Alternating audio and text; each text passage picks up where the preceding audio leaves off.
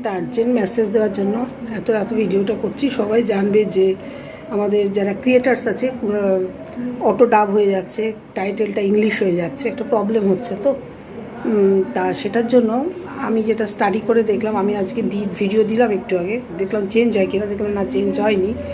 সেটা হচ্ছে ওয়াইটি স্টুডিওতে যাবে, সেটিংসে যাবে, আপলোড সেটিংসে গিয়ে আপলোড ডিফল্টে যাবে, আপলোড ডিফল্টে ক্লিক করবে। আমি মুখস্থ করেছি। আপলোড ডিফল্টে ক্লিক করার পর বেসিক ইনফরমেশন, তারপর মিডল যে একটা রো আছে মাঝখানে, আপলোড ডিফল্টের পরে প্রথম যেটা আছে সেটা না, সেকেন্ডটা নাম ভুলে যাচ্ছি, ম্যানেজ কী যেন একটা আছে, সেই সেকেন্ডটায় যদি তোমরা ক্লিক করো দেখবে সেখানে অটো ডাবিং বলে একটা আছে, বেঙ্গলি এবং অটোমেটিক ডাবিং কিনা সেটাকে উড়িয়ে দেবে।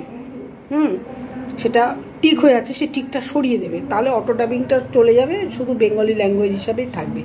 তাহলে তোমাদের অডিও মানে ডাবিং হবে না, না টাইটেল ডাব হবে না কিছু ডাব হবে।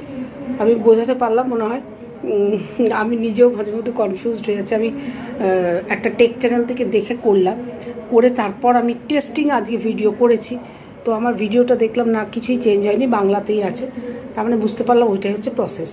আবারও বলে দিচ্ছি, সেটিংসে যাবে, ওয়াইটি স্টুডিওতে যাবে, সেটিংসে যাবে, সেটিংসে যাওয়ার পরে আপলোড ডিফল্টে যাবে, আপলোড ডিফল্টে ক্লিক করার পর ফার্স্ট একটা যে রো আসবে, বেসিক গিয়ে একটা রো আছে, সেকেন্ডটাতে ক্লিক করবে।